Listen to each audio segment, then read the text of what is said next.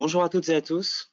Merci beaucoup d'avoir répondu présent à l'invitation de la PFRH Nouvelle-Aquitaine et de la DGFP pour cet atelier de la transformation RH régionale autour des conséquences de la transformation numérique sur les pratiques de formation.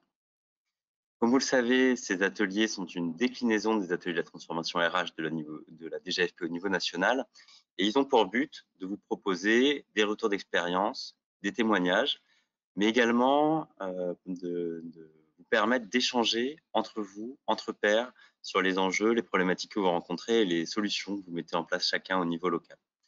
Cet après-midi s'articulera donc autour de deux temps principaux. Un premier temps dédié à des témoignages et retours d'expérience, avec des propos introductifs de Madame Nathalie Green pour la DGFP et de Monsieur Amoussou Adéblé pour le SGAR de la Nouvelle-Aquitaine, et des témoignages de Madame Carole Huguenin, qui est formatrice et qui exerce sur la région, et de Monsieur Pascal Choteau, qui est directeur adjoint formation en charge du développement de l'offre de service au CNFPT. Nous aurons ensuite un second temps d'échange en sous-groupe autour de plusieurs problématiques relatives à notre thématique du jour et sur lesquelles vous vous êtes positionnés, telles que la nécessaire montée en compétence des acteurs, les outils innovants à disposition ou encore les pratiques à développer pour mobiliser les participants lors de ces sessions de formation numérique. Un programme qui est donc très riche et surtout d'actualité puisque vous êtes très nombreux dans le questionnaire d'inscription à nous avoir fait part du fait que vous étiez en train de réfléchir, de faire évoluer votre offre de formation à destination des agents et managers dans ce nouveau contexte. Alors bien sûr, la crise sanitaire que nous traversons depuis l'année dernière a profondément accéléré les évolutions numériques qui avaient commencé à s'engager timidement déjà depuis quelques années sur le plan de la formation. Mais ce qu'on voit, c'est qu'on voit une forte accélération dans l'émergence de nouvelles offres de formation hybride qui vont allier des temps de formation en présentiel et des temps d'apprentissage à distance. Et puis aussi, on constate une forte évolution de notre utilisation à tous des outils numériques qui permettent d'échanger, mais surtout qui permettent de mobiliser et d'engager différemment les apprenants lors des sessions de formation. Je vous propose tout de suite d'introduire cette thématique avec des propos d'ouverture de Madame Nathalie Green, qui est sous-directrice à la DGFP et qui est avec nous aujourd'hui pour partager sa vision du sujet, également nous partager les actions et les travaux de la DGFP sur cette thématique de la formation. Madame Green, bonjour et je vous laisse la parole pour l'ouverture de l'après-midi. Merci beaucoup. Bonjour à toutes et à tous. Je suis vraiment ravie de pouvoir ouvrir cet atelier qui est le troisième du cycle que nous avons initié depuis le mois de mai. Les deux précédents, je le rappelle, concernaient le recrutement avec la PFRH Bretagne, la PFRH Grand Est. Et là, nous avons l'honneur et la chance de pouvoir avoir le retour de la PFRH Nouvelle-Aquitaine et je remercie beaucoup les équipes qui se sont mobilisées ces dernières semaines pour la préparation de cet atelier. Donc, on est sur une thématique qui recouvre donc la formation, quelles sont les conséquences de la transformation numérique sur les pratiques de la formation. Et donc, ça complète un petit peu les autres thématiques que nous avions identifiées comme étant vraiment des thématiques porteuses d'échanges. Je rappelle donc il y avait la mobilité, la gestion des parcours, la transformation numérique, l'évolution des collectifs de travail et l'attractivité, la fonction recrutement qui ont déjà donné lieu à des échanges très riches. Alors, la thématique qui nous occupe aujourd'hui, c'est une thématique qui a déjà été abordée par la conférence en ligne que nous avions dédiée le 26 mai dernier aux politiques de formation dans le cadre de notre école du management et des ressources humaines. Et elle a un écho particulier dans le cadre de plusieurs réformes que nous conduisons en matière de fonction publique pour utiliser les opportunités qui sont créées par le numérique au service des politiques de formation. Alors, vous avez sans doute tous entendu parler de la réforme de la haute fonction publique qui a été annoncée par le président de la République le 8 avril dernier. Et nous allons donc revoir la formation initiale et continue des hauts fonctionnaires. Et il y a donc une mission de préfiguration qui va plancher sur le sujet et qui donc va regarder aussi cette thématique plus particulièrement puisque le numérique sera à la fois un sujet et un outil au cœur de la formation initiale et continue de l'encadrement supérieur. Autre angle important et autre axe majeur de transformation, nous sommes engagés dans la structuration d'une offre à destination des professionnels au travers de la mutualisation des outils existants. Et c'est tout le sens de la plateforme Mentor, qui est une plateforme de formation interministérielle en ligne qui permet la mise à disposition des formations mutualisées entre les différentes structures. Et donc ça, c'est une première, et c'est dans cet esprit que la DGAFP anime des réseaux nationaux de professionnels de la formation afin d'encourager du coup le dialogue au sein des 3 fonctions publiques sur les pratiques de formation. Enfin, dans le cadre de la présidence française de l'Union européenne, qui aura lieu au premier semestre 2022, et alors que les fonctions publiques en Europe font face à de nombreux enjeux communs, nous souhaitons aussi travailler sur la formation conjointe des fonctionnaires avec nos partenaires européens. Alors, en nous appuyant sur les outils numériques, bien sûr, et ceci permettra à la fois de promouvoir la participation des fonctionnaires d'autres administrations à des formations qui sont proposées par nos opérateurs français, mais aussi d'encourager le développement de nouvelles offres communes.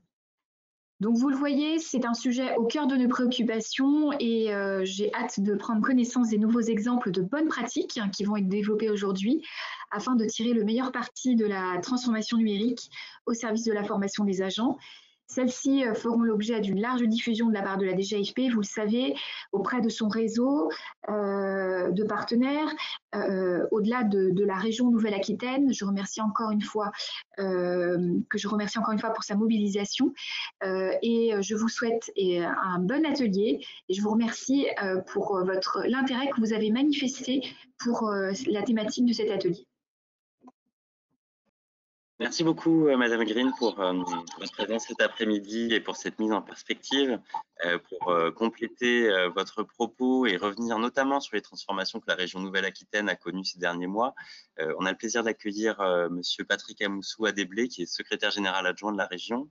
Monsieur Amoussou-Adéblé, bonjour et merci également pour votre présence aujourd'hui. Je vous laisse maintenant la parole pour que vous puissiez compléter l'introduction qui a été réalisée par Madame Green. Je vois que votre micro est éteint. Donc, il suffit de cliquer sur le micro rouge, ça vous permettra de l'ouvrir.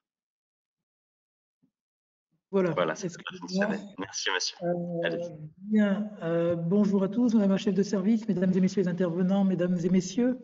C'est avec beaucoup de plaisir que le secrétaire général pour les affaires régionales de la région Nouvelle-Aquitaine se joint à vous pour introduire ce webinaire dédié à la formation dans le cadre des transformations numériques majeures que nous connaissons.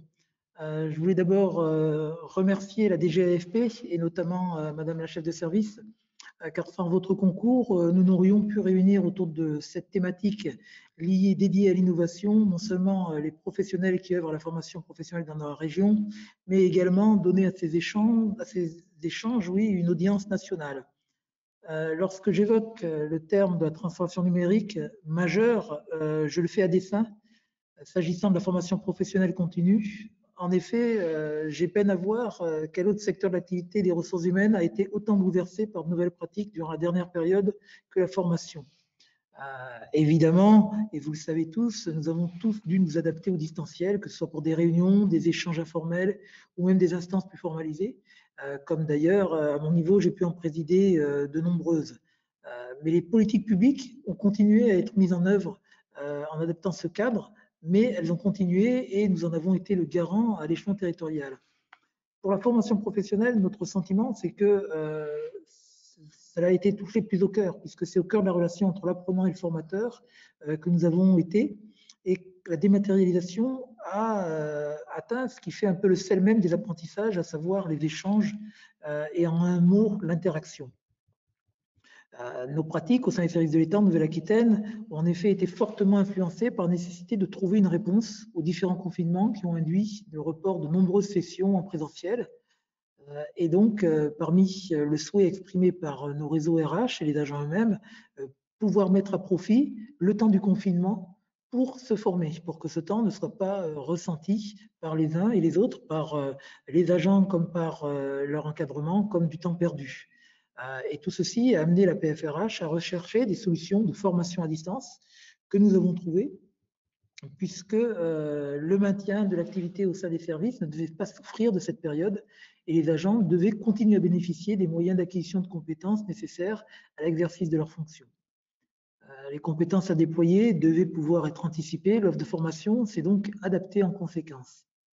Nous avons organisé de nombreuses formations à distance, ce qui a permis parfois aux agents éloignés de la formation en présentiel de se rapprocher, parce que dans la région Nouvelle-Aquitaine, qui est la plus grande région de France, on constate effectivement que parfois il y a un coût d'entrée à la formation qui est plus lourd pour certains agents des départements éloignés du chef-lieu que pour d'autres. Et donc, certains agents ont pu revenir dans le champ de la formation grâce à ça. Mais en tout cas, ce qui est clair, c'est que ce challenge n'aurait pas pu être relevé sans l'implication et la réactivité des cabinets de formation et des formateurs internes occasionnels. Évidemment, tous ne peuvent pas participer aujourd'hui à ce webinaire, mais je veux quand même qu'ils sachent combien les agents et les services sont reconnaissants de tous les efforts qui ont pu être déployés pour maintenir ce mécanisme de formation et trouver des solutions dans un cadre qui était devenu beaucoup plus contraint. Toutefois, même si nous avons, pendant la crise, su témoigner de notre capacité de réaction, d'adaptation, le moyen long terme ne peut se passer d'une réflexion et d'une analyse approfondie sur nos pratiques. Dès lors, il a semblé intéressant de prendre ensemble un temps de réflexion, notamment sur ce qui relève des meilleures modalités pour maintenir le lien entre le stagiaire et le formateur, afin d'examiner comment les services peuvent prendre en compte cet enjeu dans l'organisation des formations, pour lesquelles nous ne reviendrons pas en arrière.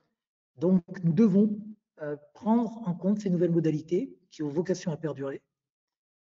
Et donc, c'est bien autour de ceci que vous allez échanger aujourd'hui, au cours de différents ateliers dédiés, qu'il s'agisse de la montée en compétence des professionnels de la formation, de la mobilisation des participants lors des sessions de formation, ou encore des outils innovants mis à disposition.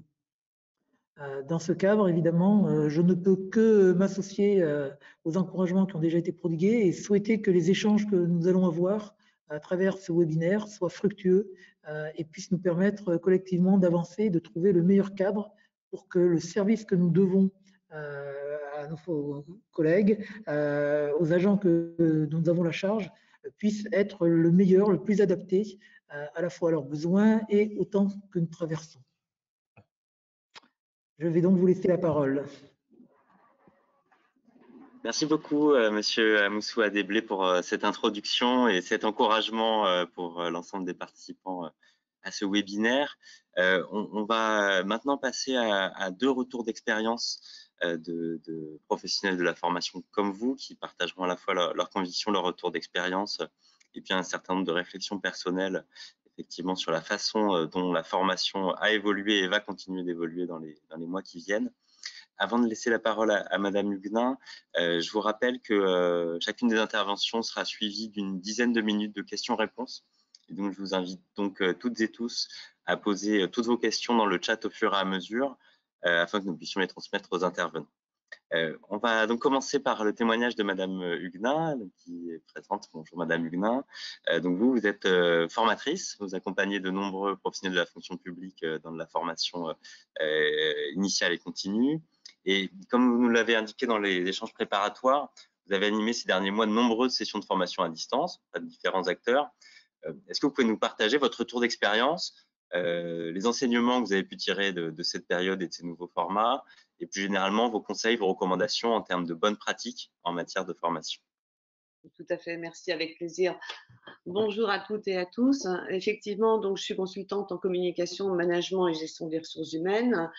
J'interviens dans la fonction publique d'État depuis environ 25 années et plus précisément, je voulais vous faire part de ce retour d'expérience puisque de formation en distanciel, puisque je ne travaille qu'en distanciel depuis plus d'1 an maintenant. Alors, ce retour d'expérience, bon, j'ai souhaité le débuter tout d'abord par déjà un point d'appui sur les premières formations en distanciel que j'ai pu animer. Très vite, j'ai été amenée à rédiger un mail à l'attention des participants, au-delà du lien Zoom, puisqu'on travaillait essentiellement sur Zoom, du lien Zoom qu'ils recevaient, un mail, je dirais, des bonnes pratiques attendues des participants. Alors, ce que je nomme en fait ces bonnes pratiques, tout d'abord, je précise d'emblée qu'il s'agit d'une formation interactive et non pas d'une conférence. Puisque sur les premières formations en distanciel que j'ai pu conduire, il y avait des personnes qui effectivement se mettaient en position de confort derrière leur ordinateur, regardaient les slides et attendaient simplement que le temps passe. Donc il m'a semblé important de préciser d'emblée qu'il s'agissait d'une formation interactive. Pour que cette formation interactive soit possible, j'ai aussi dans ce mail demandé à renommer enfin, le cas échéant, bien sûr, l'identification vidéo en prénom et en nom. Pourquoi? Ben, tout simplement parce que certains participants se connectaient à partir de l'ordinateur de leur enfant ou de leur ordinateur personnel, hein, ou de leur téléphone, peu importe, hein, avec des surnoms, ce qui ne me permettait pas de les identifier en visio. Ensuite, j'ai aussi rappelé les horaires de formation et des pauses, hein, et je demandais systématiquement la connexion 5 minutes avant le démarrage. Alors, pourquoi? Mais parce que certains attendaient la dernière minute, n'avaient pas testé la connexion et ce qui nous faisait perdre globalement, en moyenne, un quart d'heure pour pouvoir lancer les formations. J'ai demandé aussi dans ce mail systématiquement l'activation des caméras et des micros. Certaines personnes pensaient que lorsque l'on suit une formation, on peut aussi couper sa caméra, ce qui est très gênant bien sûr pour le groupe, mais aussi pour l'animateur qui n'a plus ce feedback non verbal et qui donc au niveau de l'interaction peut être largement pénalisé. Lever la main pour prendre la parole, étant donné que toutes les caméras sont activées, je n'utilise pas la fonction lever la main, mais je demande à chacun de manifester en non verbal sa volonté de prise de parole comme il le ferait dans une salle de formation. Ensuite, bien sûr, nous utilisons le chat pour converser et transmettre des documents, j'y reviendrai un peu plus tard. Et systématiquement, je notais aussi mon numéro de téléphone et mon mail pour tout problème technique en amont, puisque ça me permet de pouvoir le résoudre soit avec la tablette, soit avec le portable, plutôt que de perdre du temps. Donc voilà, alors moi je vous invite vraiment à doubler donc l'envoi du lien par un mail qui permet simplement de cadrer et d'éviter quand même une grande déperdition et d'intérêt et de temps, hein. Parce que c'est vrai qu'au début, c'était un peu chronophage, hein. Pour une formation prévue à 9 h du matin, on pouvait débuter réellement vers 9 h 20. Voilà. Donc ça, c'est une première chose. Ensuite, pour les bonnes pratiques de l'animation en distanciel, merci. Concernant donc ces bonnes pratiques, alors je vais commencer par une pratique que j'ai dû effectivement mettre en œuvre assez récemment. Donc créer des sous-groupes en amont. Alors là, on va revenir sur le nombre de participants.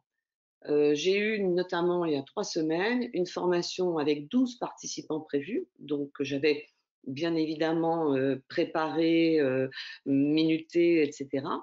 Et en fait, hein, le jour de l'ouverture de la formation, je me suis retrouvée avec 19 participants. Ce qui veut donc dire que tous les travaux, toutes les sessions intermédiaires, etc., je veux dire, plus rien n'était possible, hein, d'autant qu'il s'agissait d'une préparation aux euros de concours, hein, pour des attachés, je crois. Et en fait, il a fallu que très très vite, je travaille sur 3 sous-groupes, hein, que je prépare des exercices pour les groupes que je n'aurais pas en direct, en distanciel, et ça a été très compliqué. Donc, essayer déjà de faire valider avec les organismes de formation, essayer de faire valider le nombre de participants et de créer ces sous-groupes et toute cette organisation en amont. Ensuite, autre élément important, pouvoir envoyer les supports, donc les tests ou les exercices prérequis, au moins 3 jours avant la formation. pour impression, par exemple, et bien sûr faire respecter la consigne. Alors là encore, une anecdote. Pourquoi 3 jours? Parce que tout le monde ne travaille pas à temps plein et que si effectivement, si une personne ne travaille pas en fin de semaine, en début de semaine ou le mercredi, elle n'a pas vu son mail professionnel et elle n'a pas imprimé ses documents. En fait, ça s'est produit notamment sur des impressions de tests. Il fallait imprimer 2 ou 3 tests et je me suis retrouvée, sur un groupe de 10 personnes. Il y a 3 personnes qui avaient respecté la consigne, impression du test, 2 qui l'avaient, à moitié, respecté puisqu'ils n'avaient pas imprimé en 2 exemplaires comme c'était demandé et enfin les autres l'avaient, et c'est le terme qu'ils ont utilisé, l'avaient totalement zappé. Donc je reviens effectivement sur cette consigne puisque là encore tout ça c'est extrêmement chronophage. Quelles sont les raisons? Pourquoi est-ce que je n'imprime pas alors qu'on m'a demandé d'imprimer et cetera? Je ne sais pas, mais c'est vrai que j'ai aussi revu, si vous voulez, la conception du mail pour bien insister là-dessus. Un troisième point sur les difficultés rencontrées en distanciel, comment gérer un groupe mutique? Alors bien évidemment, ça m'est aussi arrivé. C'est-à-dire que le groupe est présent, visuellement au moins, tout le monde a la caméra connectée et en fait, n'est pas actif, hein, n'arrive pas à prendre la parole, donc systématiquement, j'avais toujours l'impression de ramer, passez-moi l'expression, mais c'était vraiment ça. Et j'ai mis en place, bien sûr, toutes les techniques d'animation hein, que tous les formateurs connaissent. Alors, interpellation aléatoire, questions ouvertes, tour de table, etc., pour systématiquement mobiliser les participants. Ou les questions ouvertes. Alors, la question ouverte suivie du silence, hein, du type qu'en pensez-vous? Et là, je reste dans le silence jusqu'à ce qu'il y ait un participant qui craque pour ensuite pouvoir faire parler les autres participants. C'est très difficile parce que ça, on ne peut pas l'anticiper. On ne sait pas pourquoi, ce jour-là, un groupe sera mutique sur ce contenu. On ne peut vraiment pas l'anticiper. Le tout étant surtout de ne pas être déstabilisé. C'est une histoire, je dirais, d'alchimie. Hein, au niveau des éléments, on n'a pas forcément d'éléments moteurs dans un groupe. C'est une histoire d'alchimie, c'est une histoire d'autocensure aussi de la part de certains participants, peut-être de timidité. Et je ne pense pas que ce soit une histoire de manque d'intérêt. Et si on ne l'a pas appréhendé, je pense qu'en tant que formateur, on peut être extrêmement déstabilisé. A contrario, savoir interrompre un participant trop présent hein, et pour ne pas pénaliser le groupe, hein, bien sûr, puisque la formation n'est pas une tribune non plus. Et par rapport à cela, là aussi, on met en place hein, les techniques, les bonnes pratiques du formateur.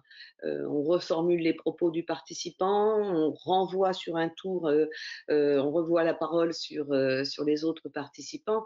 Mais j'ai eu cette situation où le participant avait de gros problèmes personnels dont il était vraiment submergé et en fait, il a monopolisé la parole pendant un certain temps et la seule solution que j'ai trouvé à mettre en œuvre avec lui parce qu'il était dans une logorée que je n'arrivais absolument pas à gérer, c'était simplement de lui proposer de le joindre par téléphone à la fin de la journée.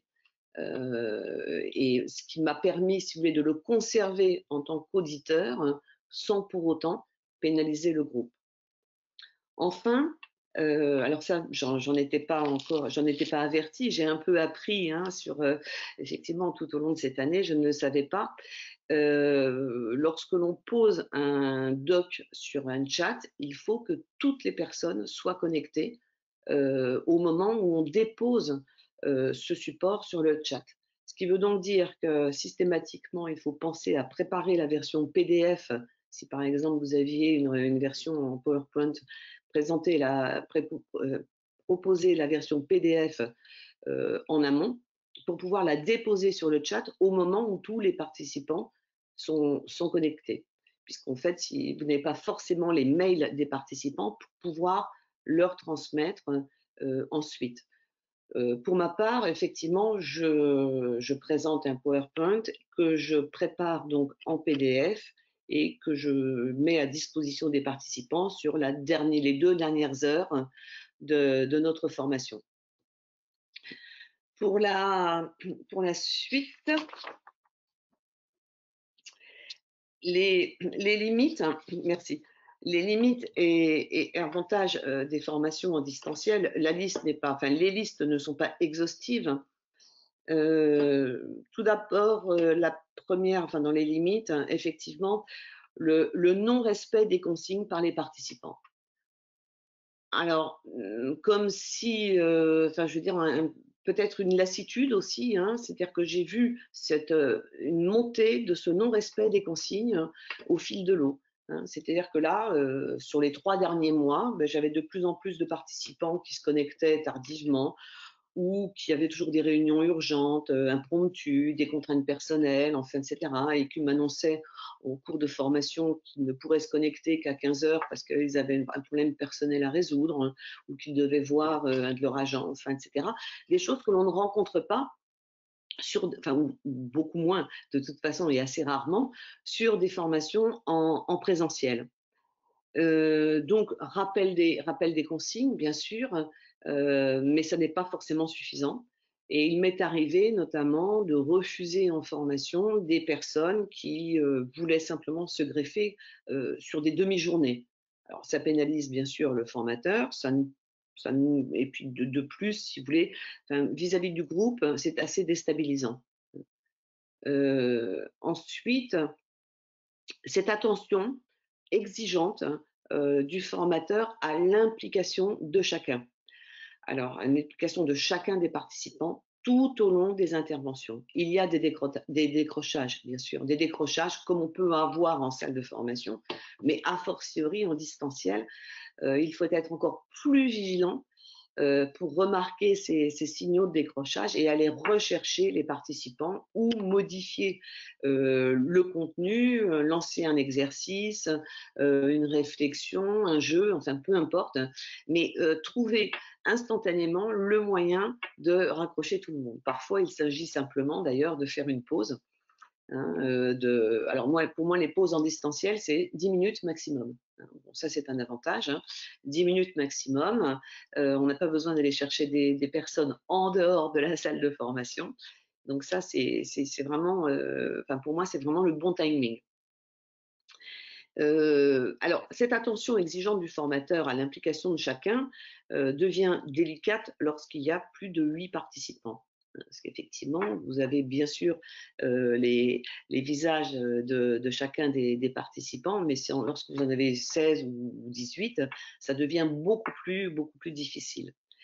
Et tout de suite, à ce niveau-là, d'ailleurs, je tiens à vous préciser que en tant que formateur, moi, je ressors épuisée après une journée de formation, et cet épuisement est simplement lié à cette attention permanente que l'on a, non seulement sur le groupe, non seulement sur le déroulé, non seulement sur le contenu, les questions, les interactions, etc., mais aussi sur l'implication de chacun. Ce qui fait que pourquoi j'en suis épuisée, c'est l'attention, mais aussi le fait de parler beaucoup plus.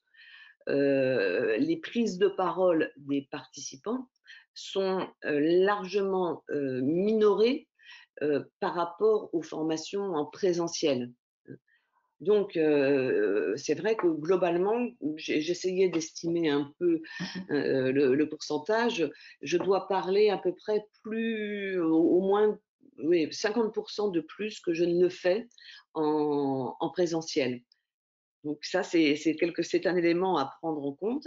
On est extrêmement sollicité et cette attention, effectivement, sur une journée complète, peut être assez épuisante.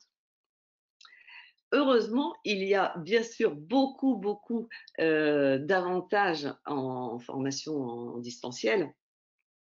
Tout d'abord, le premier avantage que je n'ai pas cité, mais qui n'est pas noté, mais qui pour moi est essentiel, c'est que cette formation en distanciel demande aux formateurs de monter en compétences. Ça demande vraiment une réelle montée en compétences. On était peut-être, enfin je parle de moi, j'étais peut-être un petit peu, je dirais, confortée, bercée, rassurée dans une salle de formation. La mise en danger que l'exigence de la formation distancielle a obligatoirement développé beaucoup plus de créativité, beaucoup plus de curiosité aussi. Et je pense réellement que cette montée en compétences est mesurable pour bon nombre de formateurs qui se sont frottés au distanciel. Donc ça, c'est très, très positif. Puisque, bon, effectivement, augmenter son niveau de compétence, c'est quel que soit notre auditoire, de toute façon, tout le monde en sera grandi. Ensuite, deuxième avantage qui me paraît extrêmement important, et là aussi je m'appuie sur mon expérience, c'est pouvoir toucher un public de stagiaires qui n'était pas mobile géographiquement. Je prends l'exemple de la région Nouvelle-Aquitaine. Effectivement, des personnes qui habitaient à Limoges, qui habitaient à Périgueux ou autres, ne venaient pas en formation, non pas par manque d'intérêt, mais tout simplement parce que, pour des raisons personnelles, des raisons de garde d'enfants, des raisons de logistique, peu importe, elles ne pouvaient pas se permettre, par exemple, de partir à 6 heures du matin pour prendre le train et, le cas échéant, de dormir à Bordeaux et de ne rentrer que le lendemain ou le surlendemain. Et on a touché, et ça c'est vraiment, enfin c'est très très valorisant, on a pu toucher un public de stagiaires qui auparavant étaient frustrés de ne pas pouvoir venir en formation, mais ne sollicitaient pas de formation, sachant que ça leur posait beaucoup trop de difficultés. Deuxième avantage majeur, le coût de la formation. Hein. Bien sûr, frais de déplacement, hébergement, stagiaires, formateurs, location de salle, remboursement des repas, etc. C'est intéressant. C'est intéressant surtout si ce coût de formation économisé peut être mobilisé dans le déploiement d'autres pratiques et d'autres contenus. Et enfin, la possibilité aussi de pouvoir proposer, des jours de formation non consécutifs. Pour la même raison, c'est-à-dire qu'il n'y a pas de mobilité géographique. Et je pense que, enfin moi, vous le verrez dans les préconisations sur le slide suivant, les jours non consécutifs permettent là encore de mobiliser peut-être plus de personnes qui ne pourraient pas s'absenter 2 jours ou 3 jours consécutivement de leur service. On peut très bien faire un jour semaine. Et de plus, mais la prise de recul sur la première journée, éventuellement des travaux intermédiaires, une réflexion, une recherche, etc. Et donc, je pense que là aussi, ça peut réellement être une valeur supplémentaire. Dernière chose, et c'est amusant parce que ce sont des retours que j'ai eus ces 3 derniers mois par des stagiaires. Eh bien, des stagiaires m'ont bien précisé que ces formations en distanciel leur ont permis de sortir de l'isolement du télétravail, de rencontrer d'autres collègues, d'échanger sur des pratiques et de reprendre, c'est l'expression que j'ai entendue, de reprendre un peu d'oxygène. Et c'est vrai que c'est quelque chose que je n'avais pas du tout pris en compte. Et le plaisir de certains participants sur ces derniers mois d'ailleurs a vraiment été manifeste. Nous en arrivons aux préconisations. Alors, les préconisations, je vous en ai déjà parlé un petit peu. Hein, je pense qu'on pourrait tendre vers le fait de mixer le distanciel et le présentiel, notamment pour je peux prendre par exemple une formation sur la conduite des entretiens professionnels. Effectivement, première journée, les fondamentaux en distanciel et ensuite à distance et en présentiel en fonction des contenus et des objectifs,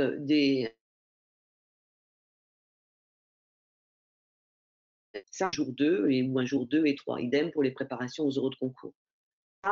je pense que maintenant, les personnels sont tellement enclins à utiliser le distanciel que c'est tout à fait possible. Sans compter que si on met ça en place, les premières journées en distanciel pourront encourager ensuite les réticents au présentiel à venir suivre les journées de mise en pratique que nous pourrons porter ensemble. Enfin, en distanciel, donc voilà, c'est ce que je vous disais tout à l'heure, développer des jours non consécutifs. Je pense que c'est plus riche et que le temps de la réflexion, le temps de l'intégration est réellement réellement important, pardon, et proposer une demi-journée pour retour d'expérience, si le sujet s'y prête, etc. Peut-être, j'irai même plus loin, hein, peut-être diminuer donc le temps de distanciel et augmenter donc ce temps de retour d'expérience qui souvent, on l'avait dans le présentiel, hein, qui souvent est demandé par les participants. Alors, certains contenus s'y prêtent, d'autres ne s'y prêtent pas, je vous l'accorde. Mais voilà les axes de réflexion que je voulais vous soumettre. Alors, cette présentation n'est pas exhaustive, bien sûr, et je répondrai avec plaisir à vos différentes questions. Exactement, merci Madame Huguenin. Alors justement, il y a quelques questions dans le chat, donc je vais donner la parole à Célia Chouamé pour vous en poser quelques-unes. Effectivement, bonjour Madame Huguenin, bonjour à tous. Merci pour ce retour d'expérience et ce témoignage. On a effectivement plusieurs questions qui commencent à arriver dans le chat. Je vous encourage à continuer à les envoyer tout de même au fur et à mesure. Je vais commencer peut-être par une première question sur l'efficacité des formations à distance. Est-ce que, voilà, en termes de réussite au concours ou autre, vous avez vu une différence entre les formations que vous dispensez normalement à distance et celles que vous faites en présentiel? Alors, une différence, vous savez, enfin, c'est toujours très, très délicat. Hein, c'est vrai qu'on n'a pas forcément d'instrument de mesure objectif. J'ai eu le sentiment que les participants avaient beaucoup plus l'impression d'être pris en compte individuellement sur le distanciel que sur le présentiel.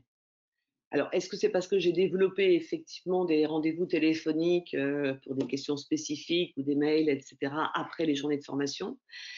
Maintenant, les différences porteront peut-être notamment sur le manque de pratique, hein, ce que l'on pourrait faire en salle de formation. Par exemple, moi j'interviens sur une formation en technique de recadrage.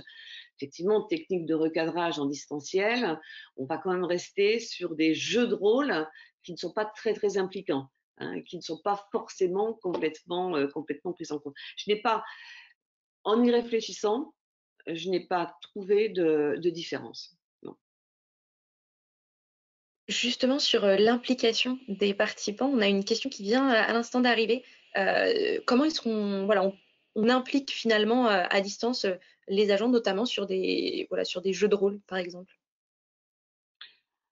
Alors, sur des jeux de rôle, ils jouent ensemble. Donc vous donnez les règles du jeu. Enfin, pour ma part, hein, je vais rester encore sur cette formation entretien de recadrage, où on peut aussi aller sur la préparation aux euros de concours, donc sur la phase de présentation du parcours, les fameuses 5 minutes hein, avant la phase de questions.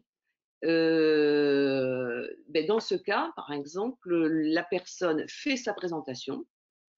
Ensuite, donc tout le monde assiste, moins de 8 personnes. Hein. On a un jury qui est composé par les autres participants.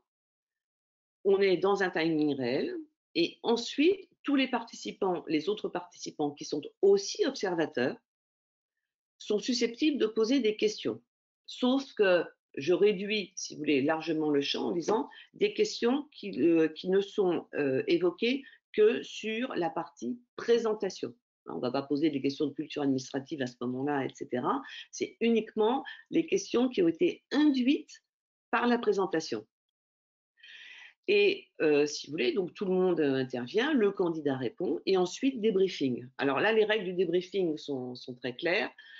Tout d'abord, je donne la parole à l'agent qui s'est prêté à l'exercice, au candidat. Je lui donne la parole en lui demandant son ressenti. On forme, tout d'abord, je l'oriente sur les points forts, hein, qu'est-ce qui a bien fonctionné, quels sont vos points forts et quels sont les points de progrès. Bien. Ensuite, je donne la parole aux observateurs qui étaient aussi membres du jury. Et les observateurs donc interviennent non pas sur la qualité du candidat, mais sur la qualité de la prestation. Donc là, je suis extrêmement vigilante, hein, bien sûr, par rapport à cela. Et le cas échéant, j'apporte des éléments complémentaires par rapport à ça.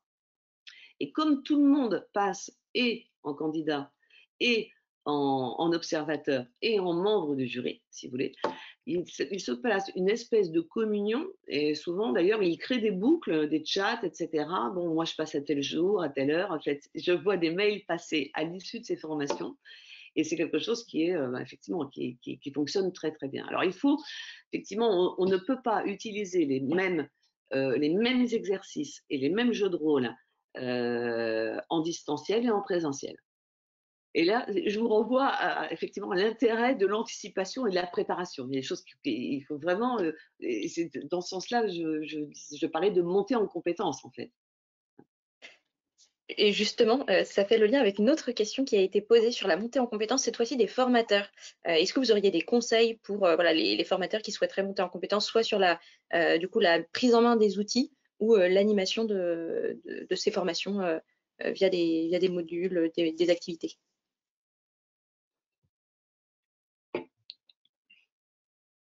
C'est une question délicate bon, parce que ça dépendra aussi beaucoup du formateur et de la représentation qu'il a de sa fonction. Par exemple, j'en ai échangé là pas plus tard qu'il y a 2 jours avec un formateur qui est un petit peu en difficulté aujourd'hui en distanciel parce que c'est quelqu'un qui un excellent formateur bien sûr, mais qui en présentiel était extrêmement théâtral. Et il séduisait beaucoup par sa théâtralisation de sa formation.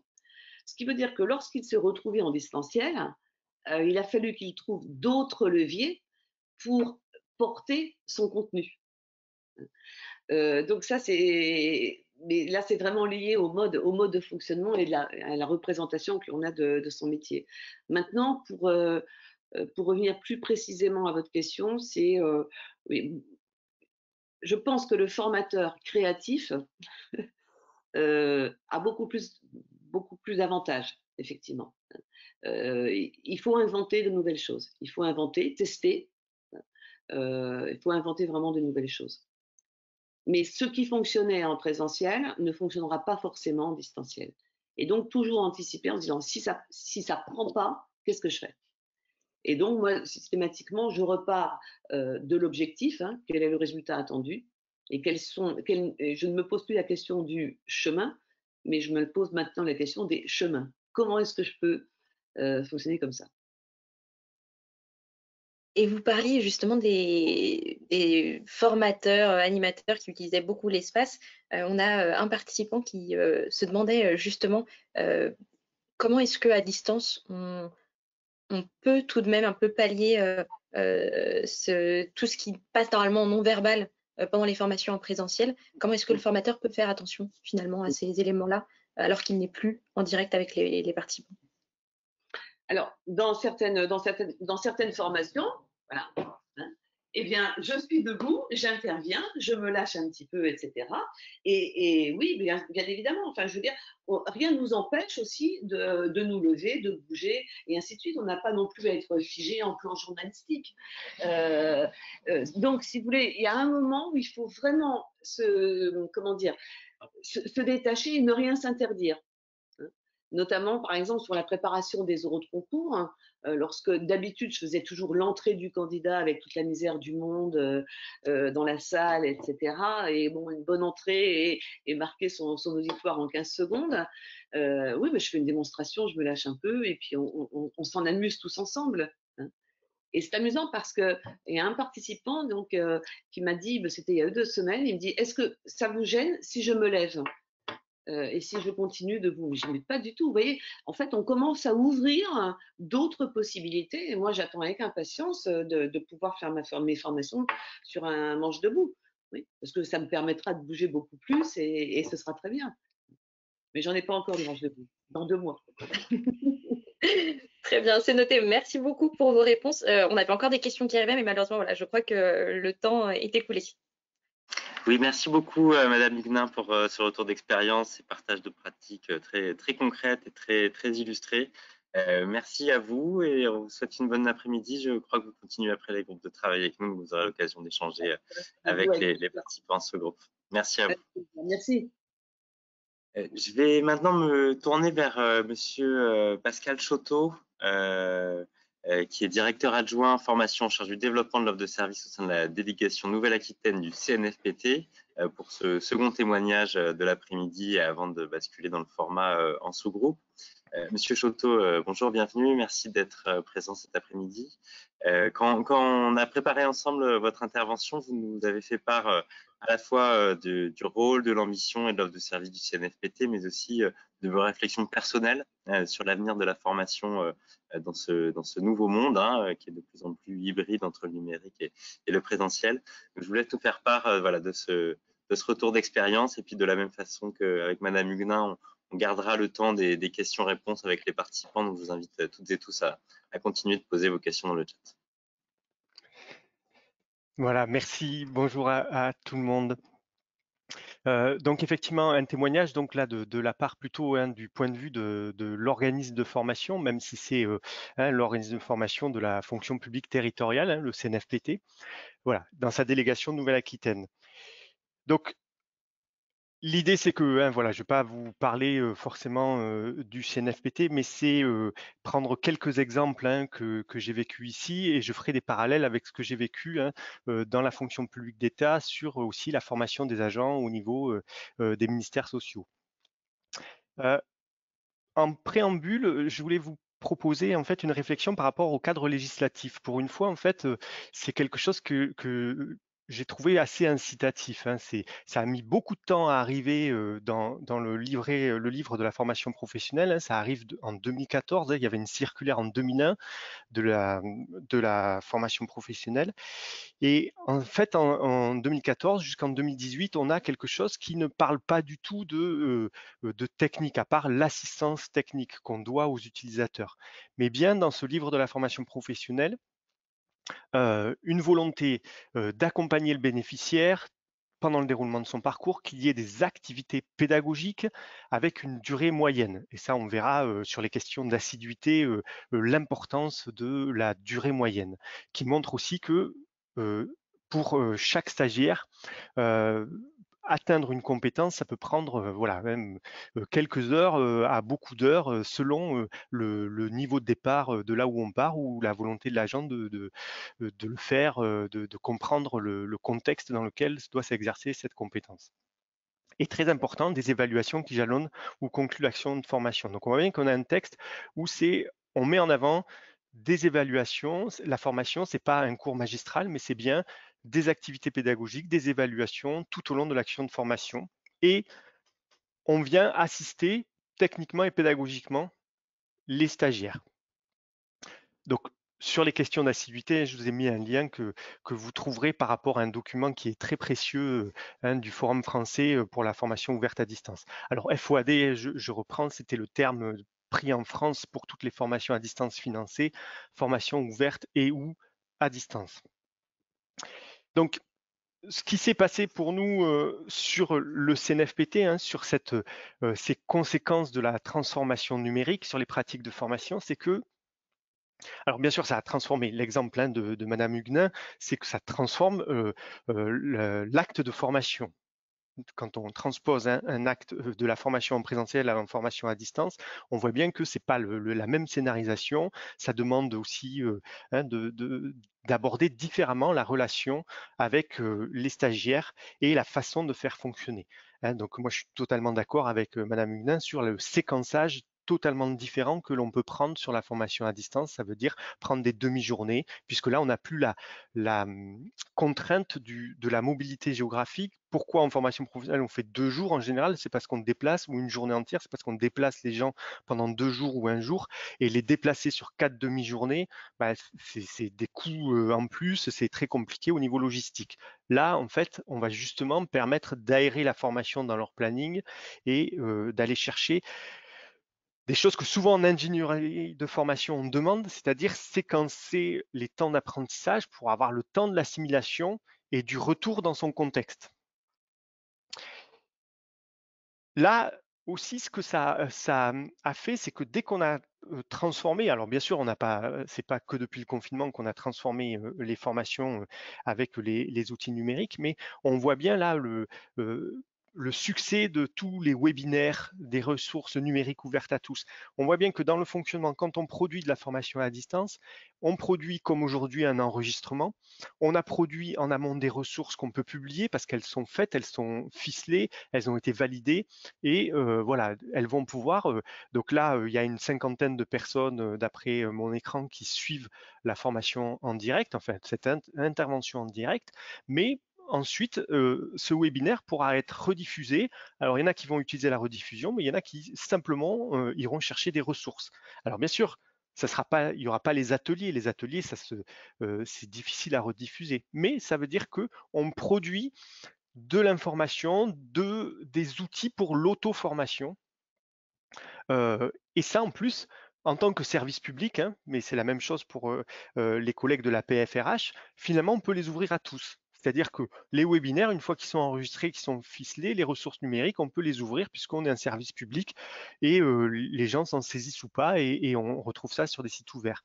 Les MOOC aussi. En fait, là, le CNFPT développe pas mal de MOOC et ils sont sur la plateforme FunMOOC. Donc, n'importe quelle personne, hein, agent public ou même agent ou personne privée peut aller suivre les MOOC du CNFPT. Puisqu'en fait, là, on n'a pas de tutorat derrière, on n'a pas de temps formateur qui est derrière vraiment la prestation.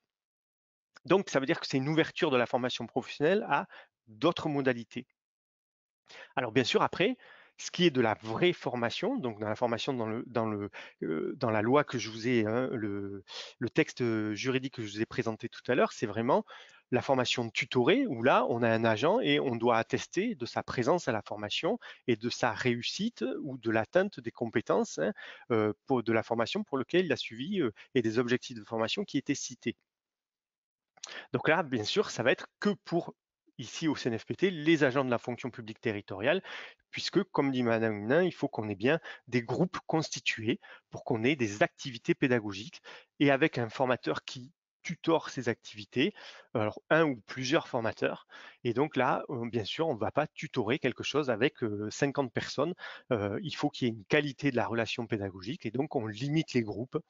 Alors après, entre 8, 12, 15, 20, 25, selon les sujets et les possibilités de réaliser des activités pédagogiques avec les groupes. Mais ça, c'est bien dit en amont, on va donner un seuil maximum, comme en présentiel en fait, hein, par rapport à une organisation hein, de jeux de rôle ou de salle de formation. Alors, j'ai mis des chiffres, mais ce n'est pas l'intérêt aujourd'hui, mais vous voyez qu'il y a puisque là, on a sur 7000 sessions de formation par an ici en délégation Nouvelle-Aquitaine, hein, puisqu'il y a 180 000 agents à former sur la Nouvelle-Aquitaine. Mais vous voyez les chiffres qui ont augmenté, mais 8% tout à distance. Alors, bien sûr, il y a eu pendant les confinements des transformations à distance un peu sauvages. Ce que je veux dire, c'est voilà, des choses qui étaient prévues en présentiel qu'on a passées en classe virtuelle. Mais ça, on ne l'a pas comptabilisé parce que ça a été transformé dans l'urgence. Mais une grosse montée du mixte, par contre, hein, 28% de formation mixte et 64% de présentiel. Donc, voilà un peu pour avoir des données de la part que prend petit à petit hein, la formation à distance, mais par aussi sa façon d'être mixte. Donc, ce que je voulais partager avec vous, hein, je pourrais en raconter beaucoup de choses, mais c'était plutôt des éléments pragmatiques qu'on a travaillé donc au CNFPT pour savoir voilà, quels sont des principes de base à suivre quand on veut installer une formation à distance. Donc, toujours, bien sûr, il faut qu'il y ait une équipe pédagogique identifiée à chaque formation à distance. Hein. C'est pas là, on n'est pas sur un webinaire qu'on rediffuse. Hein. C'est bien, il y a une équipe pédagogique qui suit la formation, qui va permettre de l'améliorer, de la reprendre, de revoir si les ressources étaient bien placées, si le scénario pédagogique convenait, donc de traiter l'évaluation de la formation, ainsi de suite. Les durées de formation cohérentes avec le temps d'apprentissage. Donc, comme en présentiel, quand on évalue, c'est-à-dire qu'on est obligé une compétence, on pourrait la travailler en termes de maîtrise ou en termes d'appréhension de la compétence entre 2 heures ou 15 jours ou 30 jours, quoi, en fait. Hein. Donc, c'est à nous de dire, non, là, plutôt pour tel type de public, on va être sur une journée de formation, 3 jours de formation, ainsi de suite. Mais ça se réfléchit par rapport donc au public, par rapport à l'atteinte des objectifs que l'on souhaite derrière. Donc, objet d'un séquencement, mais ça c'est vraiment important parce que la fatigue dont parlait Carole Huguenin, c'est-à-dire derrière un écran d'ordinateur, presque on est encore plus fatigué que dans une salle de formation, parce qu'il y a une attention supérieure sur justement le non-verbal qui est plus difficile à capter derrière ces écrans-là. Donc, les temps d'accueil des apprenants, mais ça pour nous c'est obligatoire.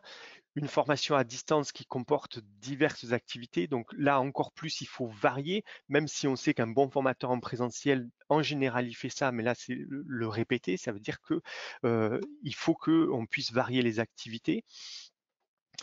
Donc des ressources multimédia de qualité, donc ça veut dire que les formations que l'on va conserver à distance, ça veut dire qu'on va avoir un vrai travail sur les ressources, et c'est tout le travail qu'on a fait depuis 1 an hein, sur valider des ressources, parce que on a vu aussi ça alimente aussi un portail de ressources. Donc ça a une double utilité de travailler sur des ressources de qualité. Donc pas de formation à distance sans accompagnement tutoral, autrement c'est des ressources en ligne ou des webinaires en rediffusion, hein, ou des MOOC qui sont encore une autre forme. Donc des temps synchrones, donc ça veut dire qu'il y a des temps asynchrones aussi, hein, ça veut dire qu'il y a des travaux individuels qui peuvent se faire, donc ça permet de faciliter la fluidité du travail pour certains agents, de placer leur temps de formation sur des temps différents, mais par contre, il faut absolument qu'il y ait des temps synchrones où on réunit les gens dans des classes virtuelles à des moments hein, pour qu'il y ait aussi une forme de contact et de discussion en direct. Et les formations intègrent des temps d'auto-évaluation des connaissances, de remédiation sur les activités des évaluations et des évaluations formatives. D'accord? Donc, on est bien sur de la formation où on vise des apprentissages et une montée en compétences des gens, des personnes qui viennent suivre la formation. Donc voilà, c'est bien sûr qu'il pourrait y avoir beaucoup d'autres principes. C'est les principes que le CNFPT a mis en avant avec ses équipes pédagogiques pour travailler sur les formations à distance. Alors, puisque l'heure tourne, hein, je vais vous parler après des choix philosophiques qu'il y aura à faire. Alors nous, clairement, il y a un choix politique qui est de dire, après le confinement, on revient au présentiel. Bien sûr, dès que ça sera possible, on va essayer de revenir sur de la formation en présentiel parce qu'il y a aussi le présentiel, c'est un temps de rencontre des agents avec les temps informels. Et surtout, on a des réseaux d'agents qui se concrétisent. Si je parle des espaces France Service, il faut à tout prix que ces gens, ces animateurs espaces France Service qui sont un peu seuls dans des communes rurales puissent se retrouver à un moment et faire corps et faire réseau en fait. Hein. Et c'est les temps informels aussi que l'on a plus difficilement des fois dans la formation à distance qu'on va pouvoir faire. Mais ça, la créativité dont parlait Carole Huguenin, ça peut très bien se faire à distance. Ça veut dire qu'on peut créer avec les formateurs, susciter des outils qui sont hors de la formation, c'est-à-dire pas la classe virtuelle et la plateforme de formation, mais que des stagiaires utilisent des WhatsApp, des Facebook, tout ce qu'on veut pour créer leur temps informel à côté de la formation, mais que ça soit bien à côté parce que le formateur, c'est pareil, il n'est pas forcément dans la soirée que font les stagiaires quand il y a 2 jours de formation et qu'ils dorment à l'hôtel. Hein. Donc c'est aussi inciter ces temps qu'on recrée de l'informel pour créer du réseau. Donc il faudra bien trouver, à certains moments, j'ai dit qu'on allait revenir sur du présentiel, mais on a bien vu qu'il y a pas mal de choses où la distance a été très importante en fait. Ça a permis géographiquement effectivement de rendre la formation accessible. Ça permet aussi de s'aligner sur les pratiques de travail parce que quand on développe le télétravail, quand on développe le travail collaboratif, quand on développe l'intelligence collective, quand on demande aux agents de moins se déplacer mais de continuer à travailler en réseau au niveau de grandes régions, de départements, au niveau national, eh bien, il faut que la formation soit alignée en fait sur ces méthodes de travail en fait. Hein.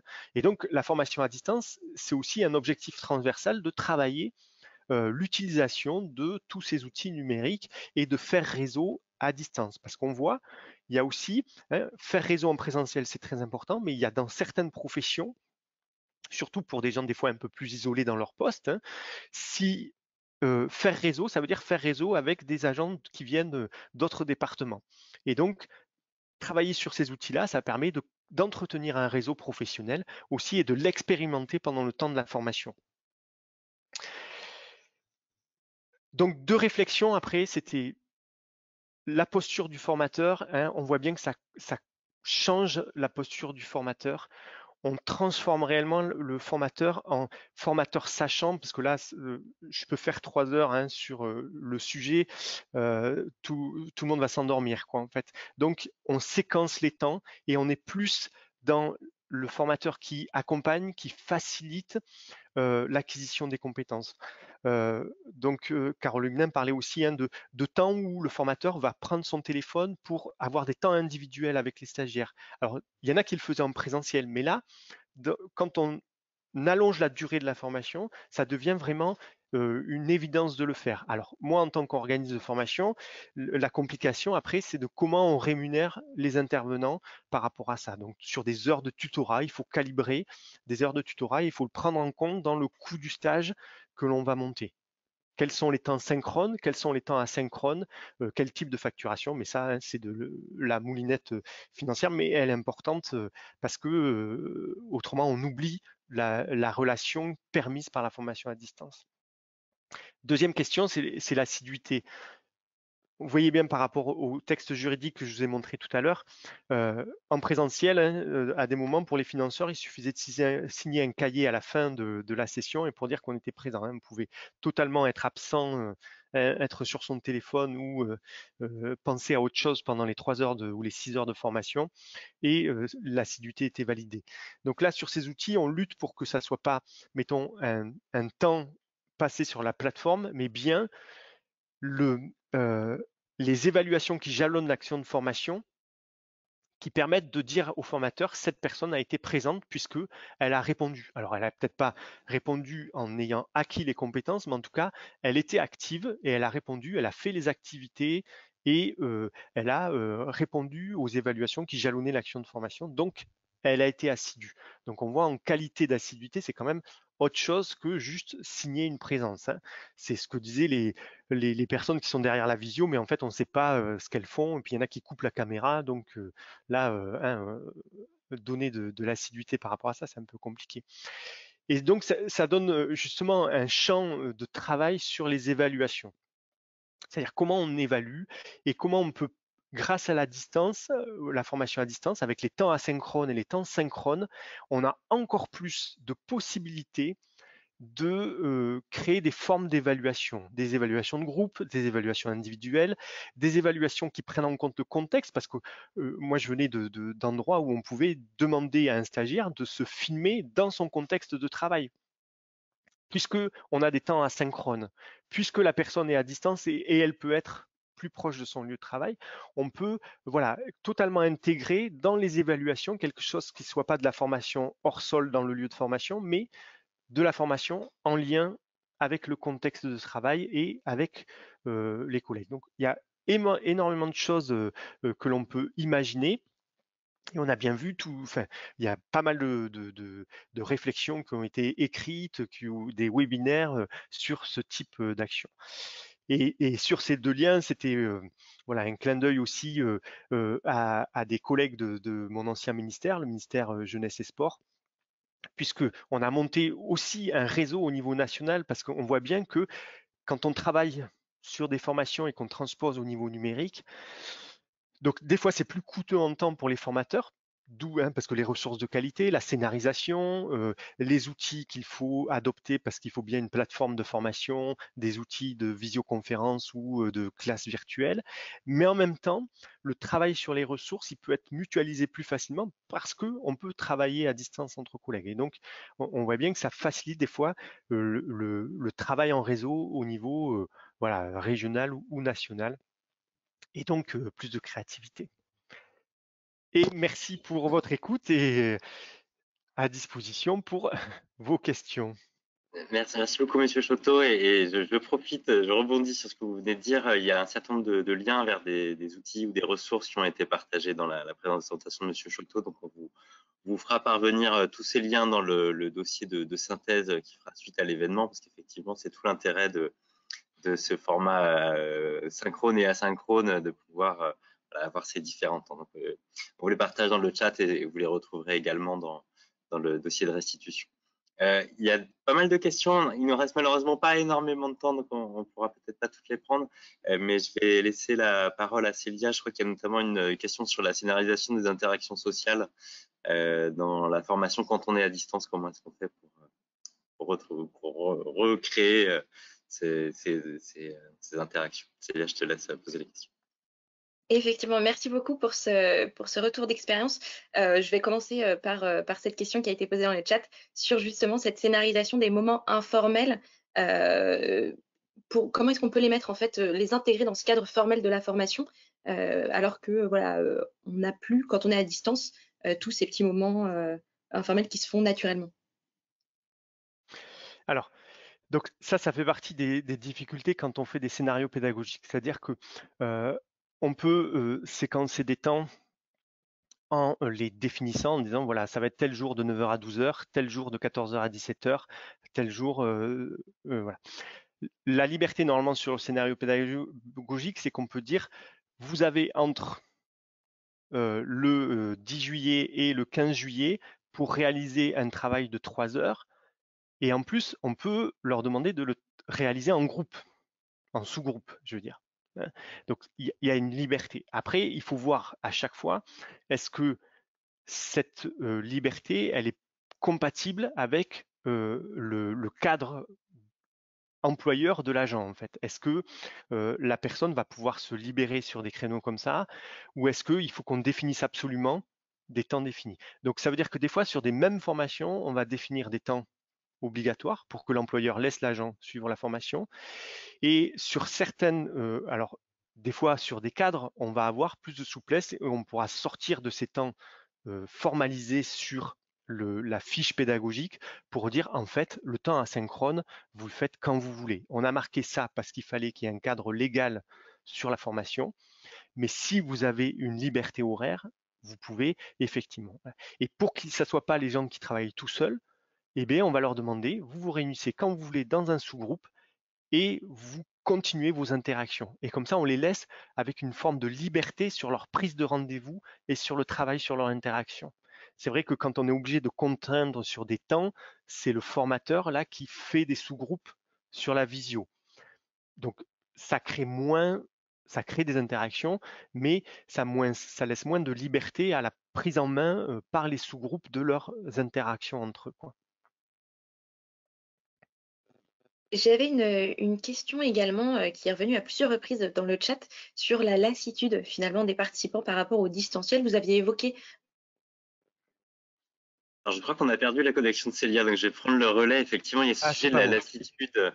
Non, c'est pas vous, c'est chez nous. La lassitude d'être toute la journée en réunion sur des Teams ou des Google Meet, etc. Et comment est-ce qu'on gère finalement cette formation qui est plus un temps hors du quotidien, comme ça pouvait l'être avant, mais qui s'inscrit vraiment dans une continuité, de ce qu'on fait toute la journée finalement.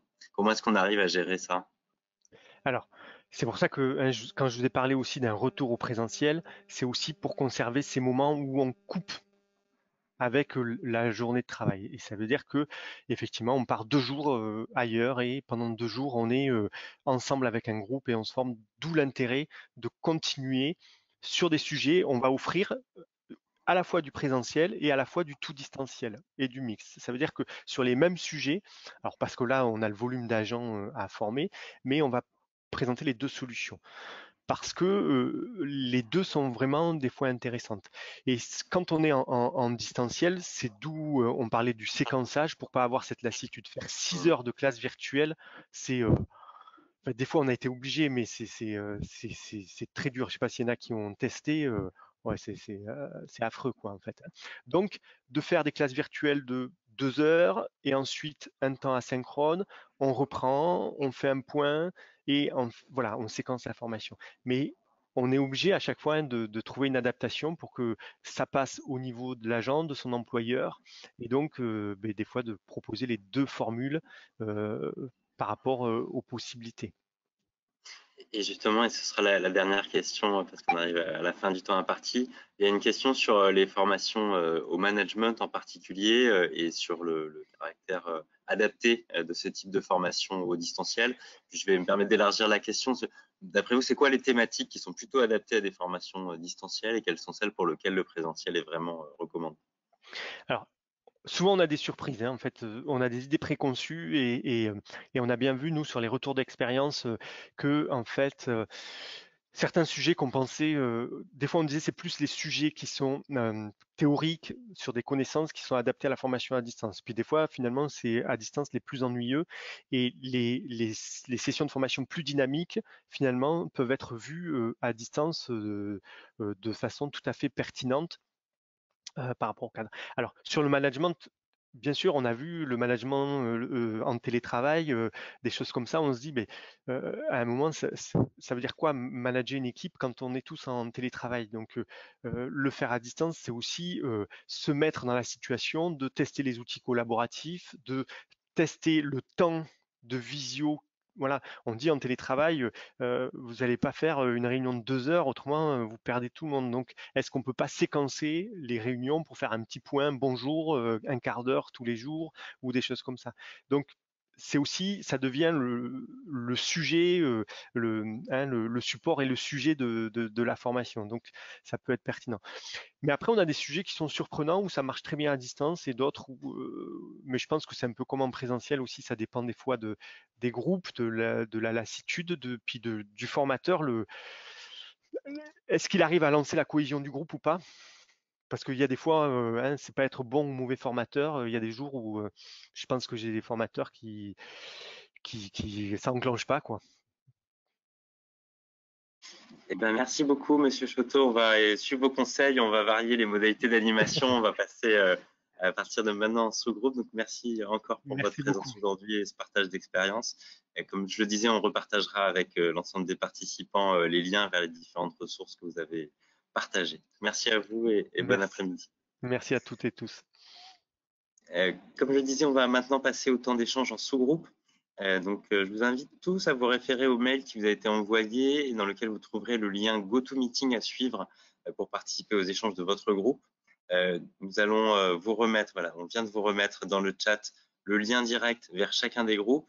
Alors, attention à bien rejoindre l'atelier, le groupe auquel vous êtes inscrit.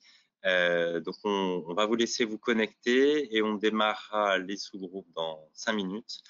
Et puis, nous nous retrouverons ensuite à nouveau sur cette plénière, donc sur le lien GoToWebinar, aux alentours de 16h20, afin de débriefer et de conclure la session.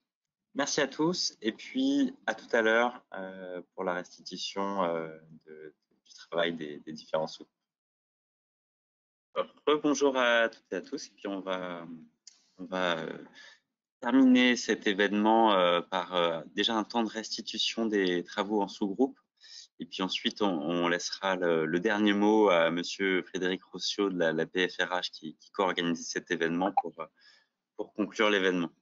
Donc, on a tous échangé dans différents sous-groupes. Je vais tout de suite laisser la parole à Célia Chouamé qui animait le groupe numéro 1 sur la thématique « Comment accompagner la montée en compétences des professionnels de la formation ».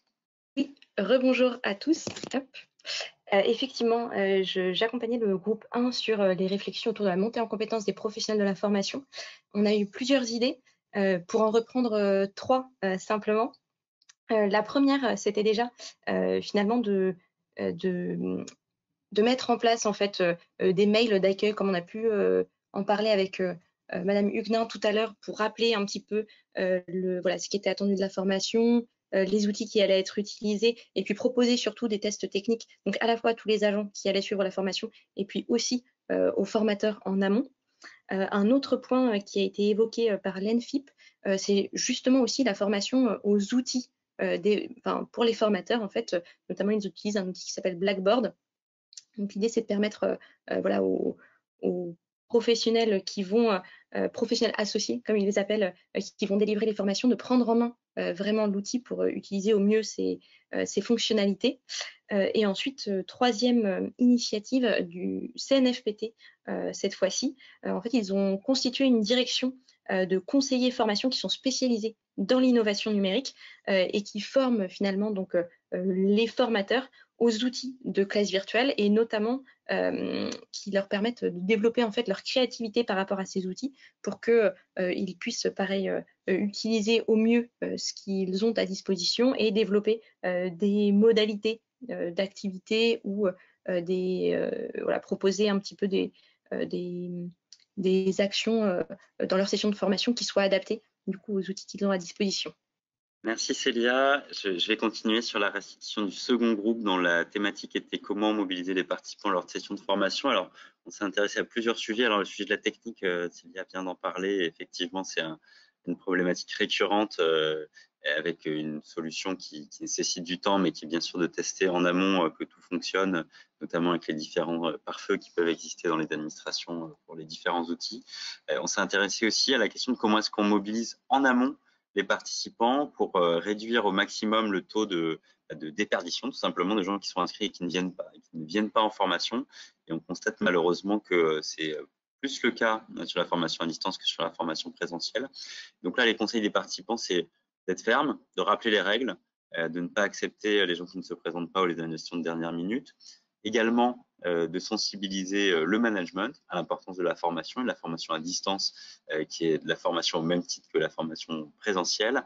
Puis on a évoqué une piste qui pourrait être aussi d'être dans une approche de marketing de la formation, de partager avec les futurs stagiaires un teasing, un format qui soit vidéo ou soit un format de la présentation des points clés qui seront abordés lors de la formation pour donner envie. On a également parlé de la mobilisation des acteurs pendant la formation, et donc c'est un point qui a été assez largement développé lors des 2 interventions en plénière. Il y a plusieurs problématiques qui sont ressorties, notamment celle de la grande hétérogénéité finalement de la qualité de l'animation à distance, et notamment un des participants du sous-groupe qui avait une très mauvaise expérience, et donc le groupe s'est mis d'accord sur le fait qu'il était important quand on sélectionne des prestataires, de se poser la question plus qu'avant de leur style d'animation et de leur maîtrise des techniques d'animation à distance pour que la formation soit le plus engageante possible pour les agents. Ensuite, on a pas mal parlé de la recomposition des parcours de formation autour de formats hybrides, avec pas mal de propositions dans la façon de séquencer qu'on vous retranscrira de façon plus détaillée dans le support de restitution, mais avec un point intéressant qui était celui de l'évolution du rôle de formateur vers un rôle de plus en plus de tuteur, notamment sur les intersessions, avec des sessions qui peuvent être plus espacées dans le temps, et avoir un rôle d'accompagnement des stagiaires sur les travaux intermédiaires entre des sessions de formation. Et puis un dernier point peut-être, c'est sur les outils d'animation. Alors il y a un effort très important qui est fait par tous les formateurs sur l'appropriation des nouveaux outils, des klaxons, des formats vidéo, des quiz qui permettent de dynamiser l'animation. Et donc tout ça, c'est clairement voilà, quelque chose sur lequel tout le monde continue d'apprendre et sur lequel il y aura sans doute de la capitalisation à faire à l'avenir pour que tout le monde puisse progresser là-dessus.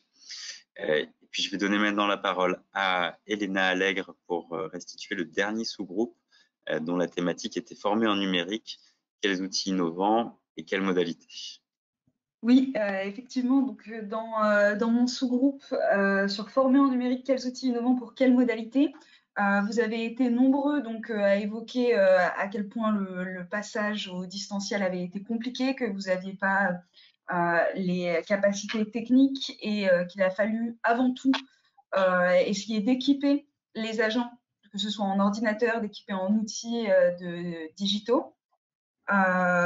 Et effectivement, donc une première étape qui était de s'assurer que chacun puisse accéder aux outils. Donc une bonne pratique que vous avez déployée, notamment à la PFRH Occitanie, c'était d'envoyer en amont pour tester la connexion à l'outil un petit mail pour tester l'utilisation de l'outil de formation. Un deuxième point que vous avez également abordé, c'était le fait qu'il faille limiter le nombre d'outils différents à utiliser pour la formation à distance. Donc, les outils innovants, oui, mais limités pour assurer la maîtrise des agents de cet outil-là. Et donc, c'est ce que vous me disiez pour la PFRH Aquitaine, que vous preniez le parti avec vos prestataires de formation, de choisir l'outil utilisé pour assurer que ça ne multiplie pas les différents outils. Et enfin, pour se dire quelle modalité serait utilisée à l'avenir, vous aviez abordé le fait que finalement la formation hybride, c'est un terme qu'on pourrait redéfinir. Ça peut être entre distanciel et présentiel, avec le retour au bureau, notamment avec une partie des apprenants qui seraient sur site et une autre partie qui serait à distance. Donc, on a hybride dans ce sens-là qu'il faut apprendre à gérer. Et le côté synchrone-asynchrone, cette nouvelle modalité d'apprentissage donc que permettent les nouveaux outils. Et vous évoquiez notamment les outils que vous utilisiez qui vont être mis à disposition très prochainement avec le plan d'action de la DGAFP. Et enfin, les outils que vous avez appris à utiliser, à savoir Klaxoon, Mural, qui favorisent cette interaction à distance. Voilà, pour mon sous-groupe, je vous remercie pour toutes les informations et votre participation. On arrive bientôt au terme de cet atelier. Donc, avant de donner la parole à Monsieur Rossio de la PFRH Nouvelle-Aquitaine pour la conclusion, je vais vous remercier toutes et tous d'avoir participé à cet atelier, d'avoir joué le jeu des échanges collaboratifs à distance. On a beaucoup parlé de distance aujourd'hui. Et vous retrouverez l'ensemble des ressources qui ont été évoquées cet après-midi sur les différents portails et réseaux sociaux de la DGAFP. Et puis, comme je l'ai déjà dit, nous vous ferons parvenir dans quelques jours un document de synthèse de cet événement qui reprendra les principaux points développés par les intervenants de la première partie, la synthèse des travaux en sous-groupe, et puis toutes les ressources qui ont été présentées par les différents intervenants. Les ateliers de la transformation RH continuent dès la semaine prochaine avec un atelier avec les Antilles et la Guyane qui sera distanciel également.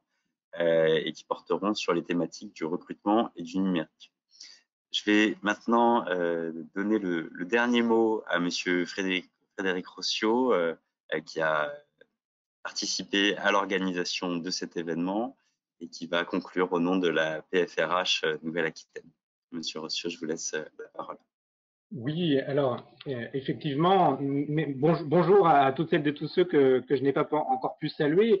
Alors, lorsque nous avons imaginé cet atelier de l'MRH aujourd'hui, nous avons pour objectif de trouver un moment d'échange, de se poser un petit peu après la période que nous avions tous et tous connue, où nous avons finalement dû, par la force des choses, mettre en place des formations à distance, utiliser le numérique et faire en sorte que cela fonctionne, en utilisant un certain nombre de ficelles, que ce soit des ficelles organisationnelles ou encore informatiques. Il était intéressant de débuter notre intervention par Carole Huguenin, parce que Carole Huguenin, finalement, elle nous a permis un petit peu de mettre en place un vie-ma-vie du côté du formateur. Lorsque l'on organise des formations, ou lorsque l'on accueille des stagiaires, ou lorsque l'on est stagiaire soi-même, on n'a pas toujours conscience de l'ensemble des efforts qu'il faut amener à mettre en œuvre pour que cela se passe bien. Et donc, un grand merci à Carole Huguenin pour l'ensemble des apports et du travail qu'elle a fourni à notre attention aujourd'hui. Avec Pascal Choteau, on a commencé par rêver, c'est-à-dire Pascal nous a présenté l'ouverture formidable que permet le numérique avec un terme de diffusion de contenu, c'est-à-dire la formation doit à un moment donné pouvoir échapper aux formateurs et chacun doit pouvoir se saisir de cet apport de connaissances inouï qui se trouve sur l'Internet. Mais Pascal nous a très vite rappelé qu'il y avait des règles à suivre et nous a rappelé à la réglementation.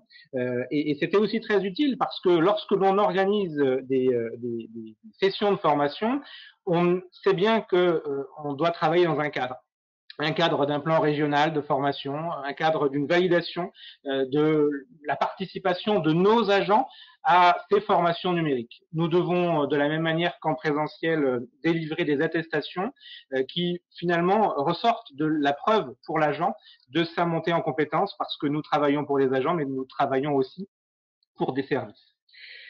Voilà ce que je voulais vous dire en guise de conclusion et surtout remercier chacun et chacune d'entre vous d'avoir, comme le disait Sébastien Vernet, vraiment joué le jeu des échanges aujourd'hui. Merci spécialement à Pauline Martin pour son accompagnement bienveillant et puis au regard de la prestation de ce jour, rien n'aurait été possible sans le cabinet SIA Partners. Donc, un grand merci à Célia Chouamet pour sa gentillesse et sa bienveillance, sa disponibilité aussi pour l'organisation de cette session de l'EMRH. Un grand merci à Sébastien Verned et à Elena Allègre également. Voilà. Merci à tous. Merci à vous. Bonne fin de journée. Au revoir.